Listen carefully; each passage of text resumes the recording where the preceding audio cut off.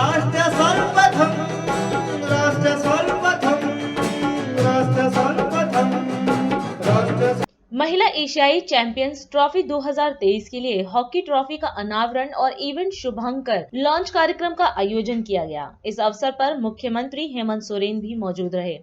इस मौके पर सीएम ने कहा कि देश में पहली बार यह चैंपियंस ट्रॉफी हो रही है, जिसका ऐतिहासिक आयोजन झारखंड में होने वाला है।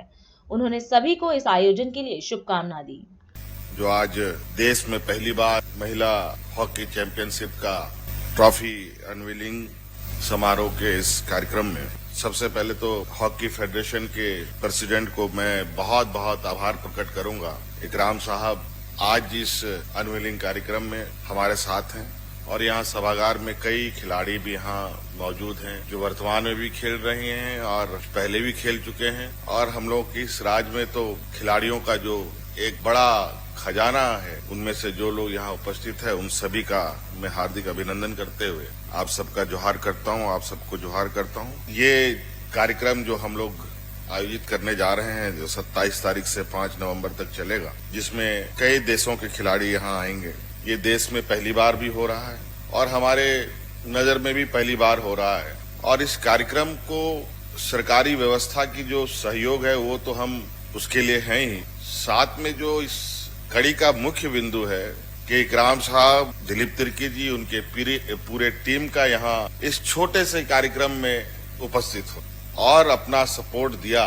इससे मैं जो मेरा उद्देश्य है, मुझे लगता है जिसमें उद्देश्य के साथ इस राज्य में खेल को देखना चाहता हूँ, हमारे उस मनोबल को ताकत मिलती है और इसके लिए मैं इकराम साहब की पूरी टीम को बहुत बहुत धन्यवाद देता हूँ। और इकराम साहब को मैं बताना चाहूंगा कि झारखंड को मूलतः लोग खनिज संपदाओं से बहुत अधिक चर्चित रहा है। पूरे राज्य में हर कोने में, हर गांव में, हर जंगलों में हमारे यहाँ अलग अलग तरीके के खनिज संपदाएं, कोयला, लोहा, तो एक आम बात। आप अपने घर के खलियानों में आप कुदाली चलाओगे या हल चलाओगे तो कोयले बाहर निकल आए। यहाँ यूरेनियम जैसे हमारे पास महत्वपूर्ण खनिज संपदाएं हैं। बहुत सारी ऐसी खनिज संपदाएं हैं जिससे आज देश को एक अलग ताकत भी हम इस राज्य के द्वारा प्रदान करते हैं। और ये आज से नहीं बल्कि हमारे इस देश के आजाद होने के पहले से इन कार्यों में लोग शामिल हैं। जब हमारी सरकार बनी तो उस समय संयोग से कोरोना जैसा एक वैश्विक महामारी हमारे बीच में आया और सभी लोग लगभग 1.5 साल तक घरों में बंद रहने के लिए मजबूर हो गए। लेकिन हम लोगों ने अपनी सोच में ताले नहीं बंद किए और हम लोगों ने लगातार इस राज्य को किस दिशा में ले जाना है, इसका एक हम लोगों ने एक धुंधला सा एक लकीर खींचा।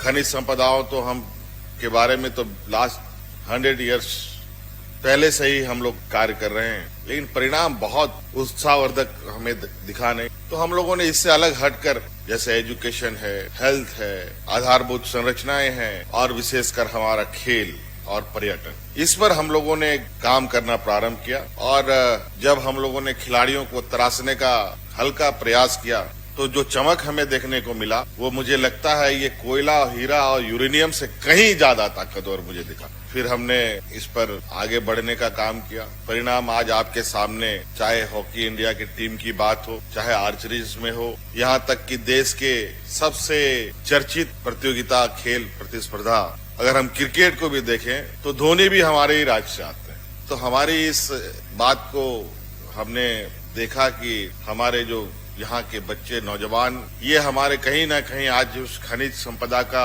एक सब्स्टिट्यूट्स निकल सकते हैं। और खेल की दिशा में कई ऐसे देश हैं जहां हमने ये बात देखी है जिसके पास संसाधन, खनिज संपदा नहीं है और कोई संसाधन नहीं है। तो कोई गन्ने की खेती के नाम से पूरा देश प्रचलित है, कोई खेल के नाम से पूरा देश अलग पहचान बनाता है, कोई एग्रो बेस्ड कंट्री है।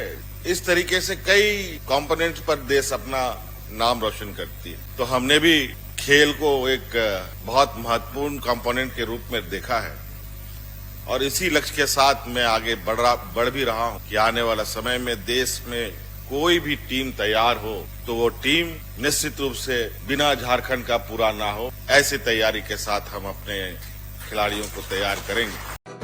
राष्ट्र सर्वप्रथम